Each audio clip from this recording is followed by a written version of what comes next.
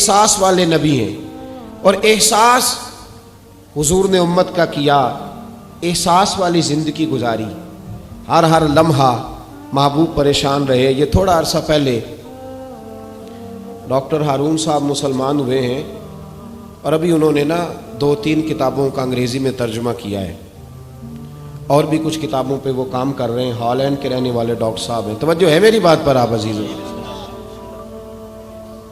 Doctor صاحب کہتے ہیں کہ میں نے یہ سنا تھا کہ مسلمان دہشت گرد ہیں، یہ بم بلاسٹ کرتے ہیں۔ تو میں جہاں لفظ اسلام آتا تھا وہاں سے میں تھوڑا پچ جاتا تھا، پیچھے ہٹ جاتا تھا، لیکن میرے مزاج کے اندر یہ بات شامل تھی کہ میرے اندر اللہ نے بڑا انسانیت کا جذبہ رکھا ہوا تھا۔ تو میں ایک تنظیم قائم کر رہا تھا، میرا خیال تھا کہ ایک ایسی جماعت بناؤں کہ جو پوری دنیا کے اندر اسلام، توجہ ہے میرے عزیزوں کی؟ کہتے میرا خیال تھا ایسی جماعت قائم کروں کہ جو پوری دنیا میں لوگوں کی خدمت کرے، اور بغیر امتیاز کے کرے، اسلام والوں کی بھی اور غیر مسلموں کی بھی۔ لیکن مجھے بڑا دھچکا رہتا تھا کہ مسلمان سخت گیر قوم ہے۔ میں نے بہت ساری جماعتوں کا منشور اور دستور منگایا، اور میں نے کہا میں اپنی جماعت کا دستور لکھوں گا تو پہلے ذرا سارا میں مطالعہ کر لوں۔ ڈاکٹروں کا ٹیبل ہوتا ہے، اس کے اوپر شیشہ لگا ہوتا ہے، نیچے وہ جو چیز ضروری ہوتی ہے وہ رکھ لیتے۔ کہتے ہیں کہ مصر کے مولانا صاحب آئے ہوئے تھے ہالینڈ کے دورے پر، اچھی انگریزی جانتے تھے، تو کسی وجہ سے علیل ہو گئے۔ میرے پاس وہ آئے اور انہوں نے دیکھا کہ میں انسانی حقوق پر کچھ لکھ رہا ہوں، کام کر رہا ہوں، تو وہ دیکھ کر کے مجھے کہنے لگے کہ ڈاکٹر صاحب آپ کوئی تنظیم قائم کر رہے ہیں؟ میں نے کہا ہاں۔ تو کہتے انہوں نے ہلکا سا ٹچ دیا، زور نہیں دیا، اور ویسے بھی جو ہلکی بات ہوتی ہے وہ ذرا دل میں جلدی بیٹھ جاتی ہے۔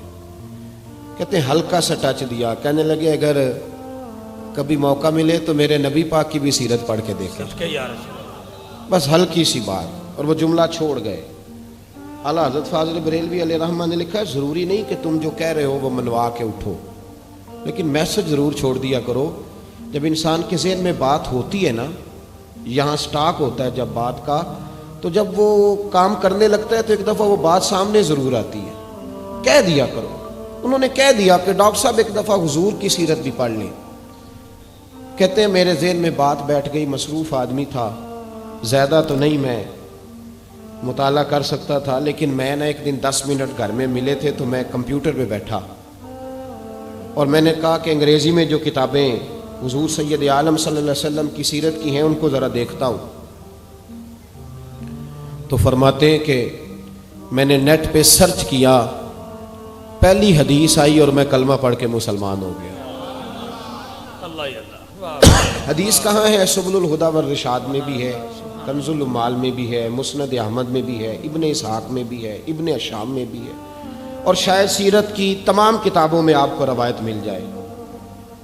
نبی پاک صلی اللہ تعالی علیہ وسلم کی حدیث اور روایت کرتے ہیں حضرت سلمان فارسی رضی اللہ تعالیٰ عنہ، اور ساتھ ہیں سیدنا بلال حبشی رضی اللہ تعالیٰ عنہ۔ فرماتے ہیں ہم گھر سے نکلے، حضور نے فرمایا ذرا جلدی چلو ایک ضروری کام ہے۔ فرماتے ہیں بڑی تیزی کے ساتھ آج روٹین سے ہٹ کر محبوب نے تیز تیز قدم مبارک اٹھائے، تیز تیز، اور فرماتے ہیں ایک گلی ہم نے کراس کی، دوسری گلی میں جو پہنچے تو پھٹے پرانے کپڑے، سادی سی بی بی، اور حالت بتاتی تھی کہ بیچاری کسی غریب گھر کی ہے۔ وہ سڑک پہ کھڑی تھی اور رو رہی تھی۔ میرے کریم رسول نے فرمایا بلال اسے پوچھو کیا مسئلہ ہے، کیوں روتی ہے؟ تو حضرت سلمان عرض کرتے ہیں میں نے کہا حضور میں پوچھ لیتا ہوں، آپ جائیے، کام بڑا ضروری ہے جو نکلیں، میں معلومات کرتا ہوں۔ تو محبوب نے فرمایا نہیں، اس کے آنسو پوچھنے سے ضروری کوئی کام بھی نہیں، پہلے اس کی داد رسی ہوگی، اسے پہلے پوچھا جائے گا۔ روتے نہیں رہتے لوگ گھروں میں، لوگ گزر نہیں جاتے چپ کر کے؟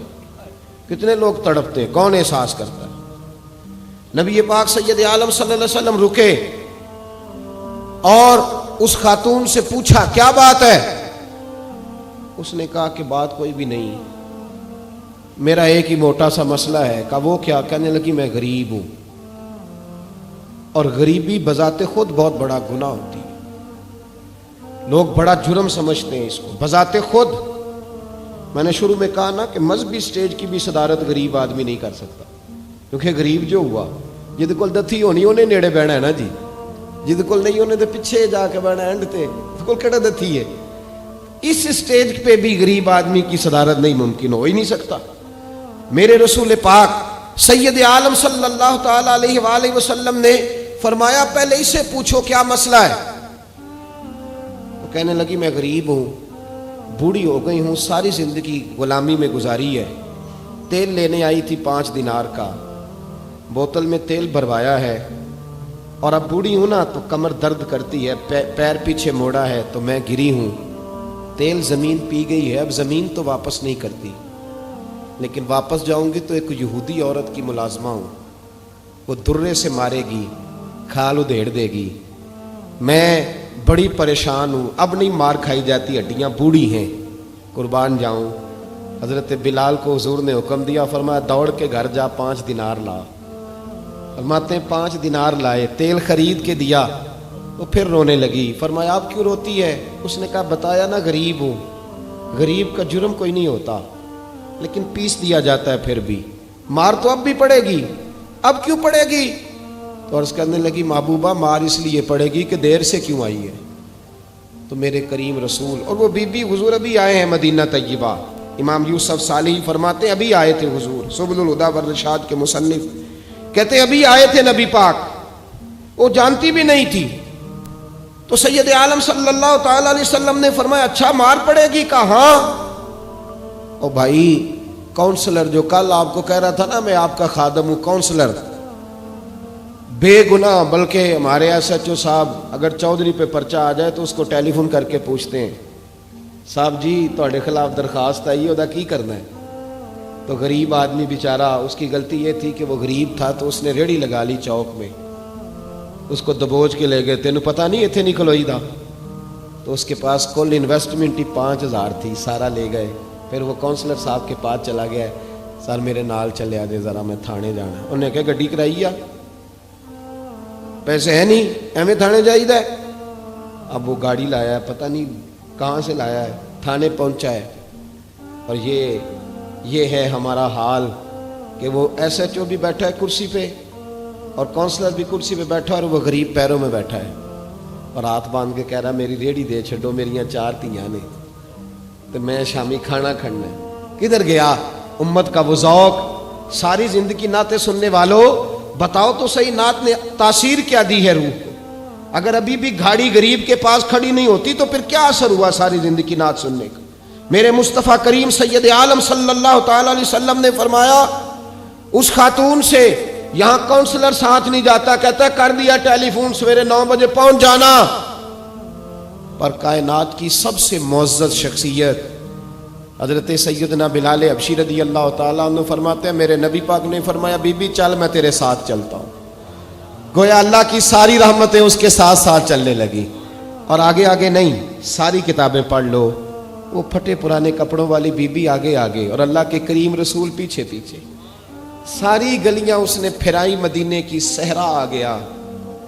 ایک دروازے پہ دستک دی، سے مالکن آئی، وہ بی بی بعد میں کہتی ہے میں بھی بڑی ڈاڈی تھی، طاقت ہی نہیں تھی میرے سامنے کو کھڑا ہو سکے، لیکن جب میں باہر نکلی تو میں نے نور کے حالے میں لپٹی ہوئی ایک عظیم ہستی کو دیکھا۔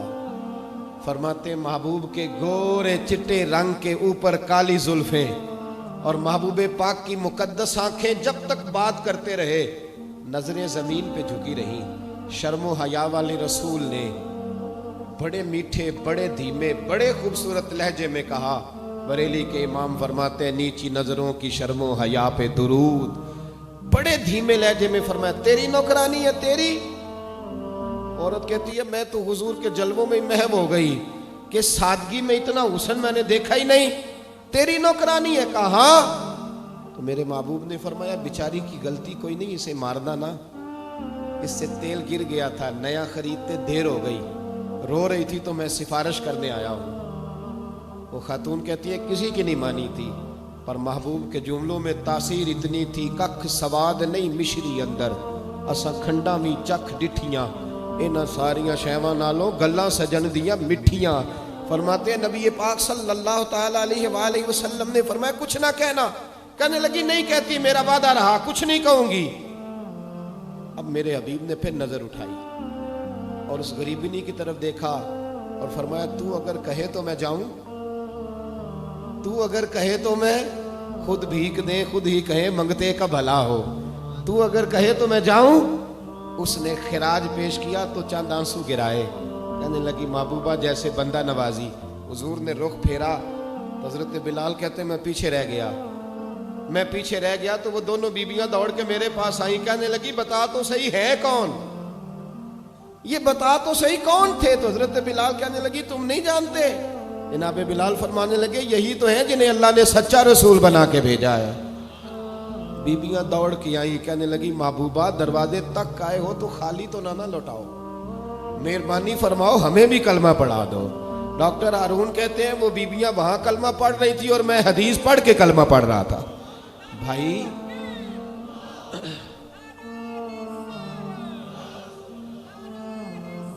اگر دولت احساس ہے نا پھر تو زندہ ہے. جو زندہ ہوتا ہے اس میں لچک ہوتی ہے,